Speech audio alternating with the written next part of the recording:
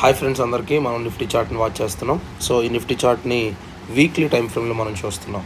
So ఈరోజు మనం ఏం చేయబోతున్నాం అంటే నెక్స్ట్ వీక్లో మనం ఎట్లాగా వీక్లీ అనాలిసిస్ చేసుకోవాలి అండ్ నెక్స్ట్ మండేకి కూడా ఎలా ట్రేడ్ చేసుకోవాలి అనేది గురించి మనం మాట్లాడుకుంటున్నాం అనమాట. ఒకవేళ నా ఛానల్ మీరు ఫస్ట్ టైం వాచ్ చేస్తుంటే ఛానల్ని సబ్స్క్రైబ్ చేయండి ఫ్రెండ్స్, అండ్ ఫ్రెండ్స్కి షేర్ చేయండి. దీంట్లో మనకు ఎస్పెషల్లీ ఆప్షన్ ట్రేడింగ్ యొక్క ఇంపార్టెంట్ ఇన్ఫర్మేషన్ అంతా కూడా మీకు ఈ ఛానల్లో షేర్ చేస్తాం అనమాట. ఓకే, మనము గ్యాన్ ఫార్ములాస్ని ఎక్కువ ఫాలో అవుతాం కనుక ఏంటి అంటే 4 వీక్స్ కంటే పాస్ట్ 4 వీక్స్ కంటే 5th వీక్ క్యాండిల్ కానీ ప్రైస్ కానీ హయ్యర్గా క్లోజ్ అయితే మార్కెట్ అనేది ట్రెండ్ మార్చుకుంది అనేది ఆయన వ్యూ అనమాట.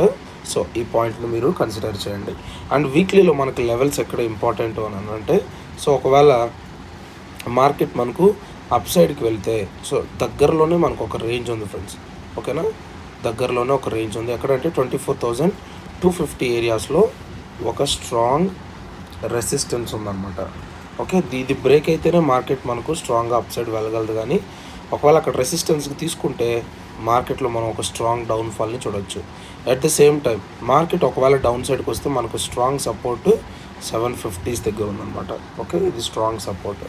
అలా కాకుండా మార్కెట్లో మనకు వీక్లీ పివోట్ పాయింట్ ఎక్కడే ఉందంటే 24,000 ఏదైతే ఉందో, సో ఈ ఏరియాలో మనకి వీక్లీ పివోట్ పాయింట్ ఉందన్నమాట. ఓకే, సో ఇది మీకు అర్థమవుతుంది కదా, అర్థమవుతుందని అనుకుంటున్నాను.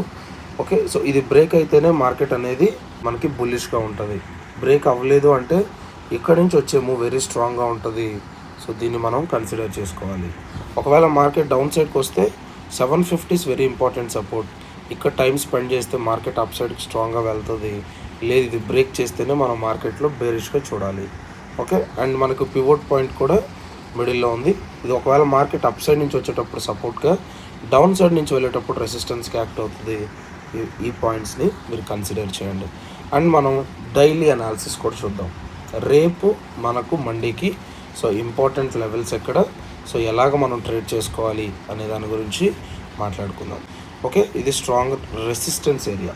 ఓకేనా, ఇది బ్రేక్ అయితేనే బుల్లిష్ అండ్ ట్రెండీగా ఉంటుంది. సపోర్ట్ వచ్చి 23,830s అనమాట. ఇది స్ట్రాంగ్ సపోర్ట్ ఏరియా.